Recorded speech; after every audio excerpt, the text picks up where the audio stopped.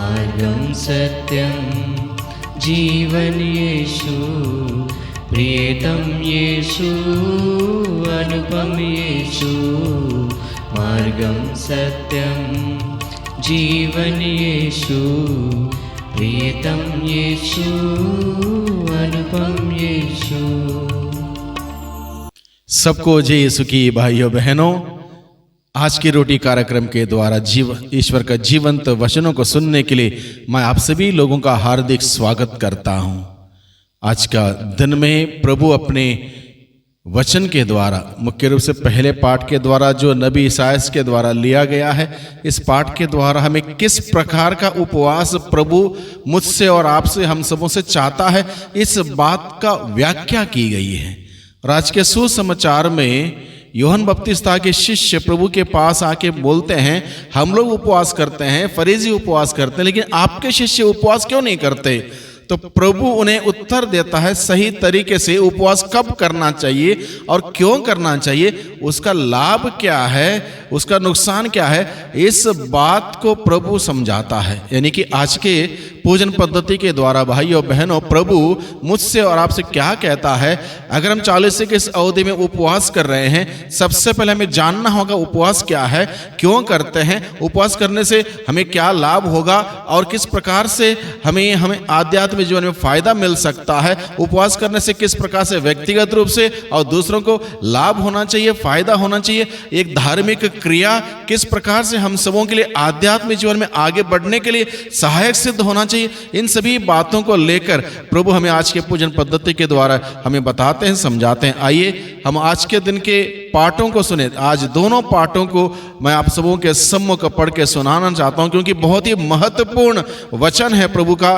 पहले पाठ में वहां पर लिखा है किस प्रकार का उपवास मैं चाहता हूं। इस पाठ को सुने, उसके बाद हम लोग फिर सुसमाचार को सुने। नबी ईसायाह का ग्रंथ अध्याय 58 पद संख्या 1 से 9। मैं जो उपवास चाहता हूं वह इस प्रकार है। प्रभु ईश्वर यह कहता है, पूरी शक्ति से पुकारो, तुरही की तरह अपनी आवाज ऊंची करो। मेरी प्रजा को उनके अपराध और याकूब के वंश को उनके पाप सुनाओ। वे मुझे प्रतिदिन ढूंढते हैं और मेरे मार्ग जानना चाहते हैं, एक ऐसे राष्ट्र की तरह जिसने धर्म का पालन किया हो और अपने ईश्वर की संहिता नहीं भुलाई हो। वे मुझसे सही निर्णय की आशा करते हैं, ईश्वर का सानिध्य चाहते हैं।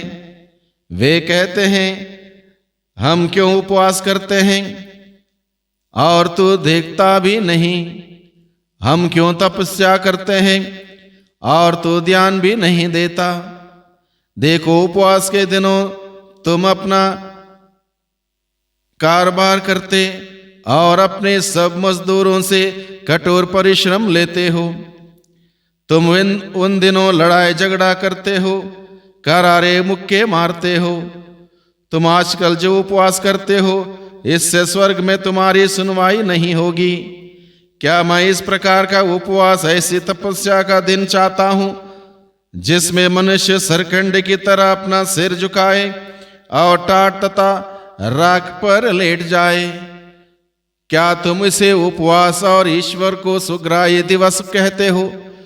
मैं जो उपवास चाहता हूं वह इस प्रकार है।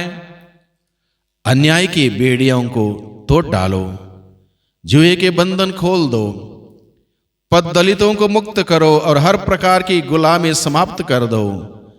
अपनी रोटी भूखों के साथ खाओ, बेघर दरिद्रों को अपने यहां ठहराओ। जो नंगा है उसे कपड़े पहनाओ और अपने भाई से मुंह ना मोड़ो। तब तुम्हारी ज्योति उषा की तरह फूट निकलेगी और तुम्हारा घाव शीघ्र ही भर जाएगा। तुम्हारी धार्मिकता तुम्हारे आगे आगे चलेगी और ईश्वर की महिमा तुम्हारे पीछे पीछे आती रहेगी। यदि तुम पुकारोगे तो ईश्वर उत्तर देगा, यदि तुम दुहाई दोगे तो वह कहेगा, देखो मैं प्रस्तुत हूं। प्रभु की वाणी। प्रभु क्रिस्त में प्यारे भाइयों बहनों, आज के पहले पाठ में जो नबी ईसायाह के ग्रंथ के द्वारा लिया गया है, मुझसे आपसे प्रभु ये कहता है। प्रभु किस प्रकार का उपवास चाहता है? बहुत ही महत्वपूर्ण बातें, अन्याय की बेड़ियां तोड़ने के लिए, जुए के बंधन खोलने के लिए, पददलितों को मुक्त करने के लिए, हर प्रकार की गुलामी समाप्त करने के लिए, अपनी रोटी भूखों के साथ खाने के लिए, बेघर को दरिद्र को अपने यहाँ ठहरने के लिए, जो कपड़ा नहीं, जो नंगा है कपड़ा नहीं उसको पहनाने के लिए।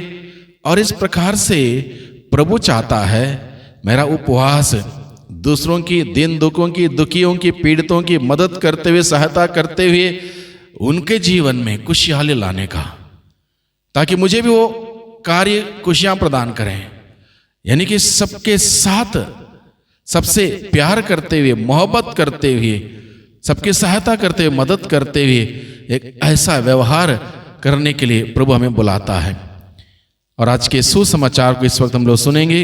सुसमाचार लिया गया है संत मत्ती के द्वारा रचित सुसमाचार अध्याय 9 पद संख्या 14 और 15।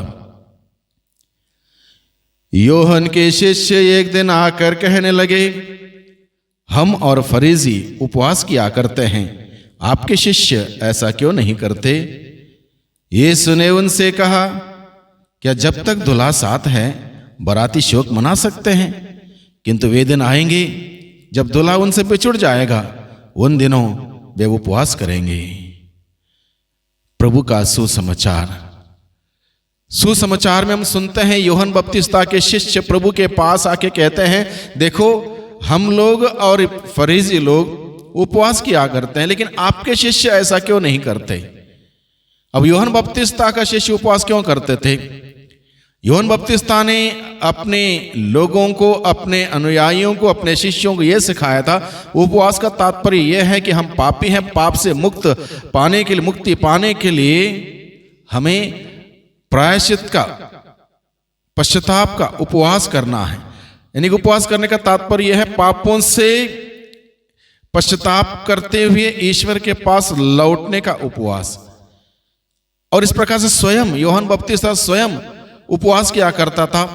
बहुत ही सरल उसका भोजन था, सरल पहनावा उसका था, और निश्चित रूप से उसके अनुयायी यूहन्ना बपतिस्ता से बहुत ही ज्यादा प्रेरित हुए थे, इसलिए इस बात का वो प्रैक्टिस किया करते थे। अब यूहन्ना बपतिस्ता को पकड़ लिया गया था, बंदीगृह में डाल दिया गया था, उनके जीवन में और दुख था, इसलिए और भी ज्यादा उपवास किया करते थे। इसलिए वो देखते हैं प्रभु के शिष्य आनंद मना रहे, खुशियां मना रहे हैं, इसलिए प्रभु के पास आके प्रभु से कहते हैं, हम लोग उपवास करते हैं, फरीसी लोग उपवास करते हैं, आपके शिष्य ऐसा क्यों नहीं करते? प्रभु अपने शिष्यों को बचाव करते हुए उन्हें सही शिक्षा देते हैं। अनुसरण हमें किसको करना है? प्रभु इस बात को बताते हैं, हमें अनुसरण प्रभु यीशु का करना है, हमें बात प्रभु यीशु की सुननी है।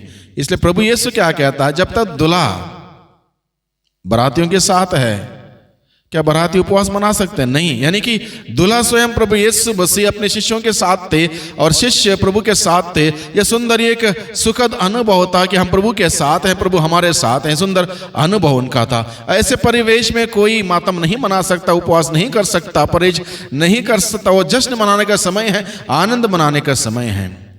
प्रभु कहता है उपवास हो तब करेंगे, ये बात नहीं कि उपवास नहीं करेंगे, तब करेंगे जब दूल्हा उनसे बिछुड़ जाएगा, यानी कि मैं उनसे दूर हो जाऊंगा या वो मुझसे दूर हो जाएंगे, हम अलग अलग हो जाएंगे, बिछुड़ जाएंगे। उन दिनों उपवास करेंगे, उन दिनों वो पश्चाताप करेंगे, उन दिनों मुझे पाने के लिए तड़पते रहेंगे, कोशिश करेंगे, प्रयास करेंगे, और ये जरूरी है। तो भाइयों बहनों, आज के दिन में मुझे और आपको सोचने के लिए विचार ये है, विषय ये है, क्या मैं प्रभु के साथ हूं? प्रभु के शिष्य प्रभु के साथ थे, उपवास की जरूरत नहीं थी। क्या मैं आज मैं प्रभु के साथ हूं?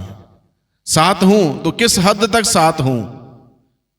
इसलिए 40 का समय प्रभु के सानिध्य पाने के लिए हमें उपवास करना है, हमारे पापों के लिए पश्चाताप करते हुए उपवास करना है, ताकि प्रभु के सानिध्य हमें मिले। जब प्रभु के सानिध्य में रहेंगे हम आनंद मनाएंगे। इसलिए प्रभु के सानिध्य में आने के लिए, प्रभु का सानिध्य पाने के लिए, प्रभु के छत्र छाया में रहने के लिए, जीने के लिए हमें उपवास करना होगा। उपवास करते हुए उन पापों के लिए पश्चाताप करना होगा जो आज के पहले पाठ में बताया गया है। दिन दुखियों की सेवा, जिसके साथ मैं नफरत करता हूं उनको माफी देते हुए, जिनके साथ भेदभाव करता हूं उनके साथ उदारता दिखाते हुए, जिसको क्षमा नहीं किया उसको क्षमा करते हुए, जो दुखी है, पीड़ित है, रो रहा है, उसके साथ रोटी बांटते हुए, उनकी मदद करते हुए, उनके साथ देते हुए मैं उपवास करूं। और ये उपवास प्रभु चाहता है, ये उपवास मेरा जीवन को बदल दे, मेरे सोच विचार को बदल दे, मेरी भावना को बदल दे, मुझे नया बना दे, एक नए सृष्टि बना दे, नए व्यक्ति बना दे। ऐसा उपवास प्रभु चाहता है। उपवास के द्वारा हमारा जीवन बदलना चाहिए, नया होना चाहिए। और उपवास का तात्पर्य मातम मनाने का नहीं है। उपवास का तात्पर्य, अगर उपवास मैं करता हूं, मैं अपना प्रेम प्रभु के प्रति व्यक्त करता हूं, एक ऐसा एहसास मैं उपवास के द्वारा प्रभु के उपस्थिति में निवास करूंगा।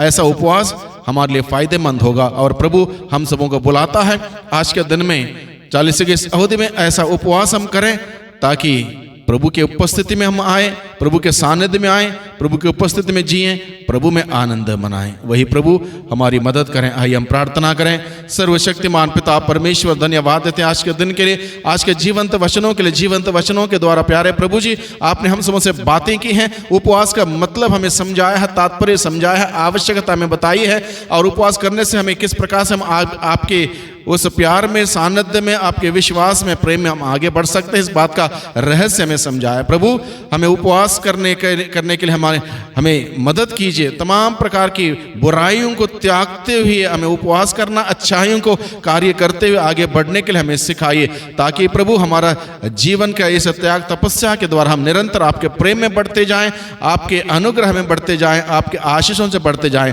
इस उपवास के द्वारा, इस परहेज के दिनों में प्रभु हमारा जीवन परिवर्तित हो जाए, नया हो जाए, हमारा सोच विचार बदल जाए, हमारी भावनाएं बदल जाए, हमारा मनोभाव बदल जाए, हमें नया बनाए, नई सृष्टि बनाए, ताकि प्रभु हमारे जीवन के द्वारा ना केवल हमें लाभ मिले, दूसरों को भी लाभ मिले, और हमारे जीवन के द्वारा प्रभु आपकी महिमा होने पाए। दुआ करते हैं उद्धारकर्ता यीशु मसीह के नाम से, आमीन।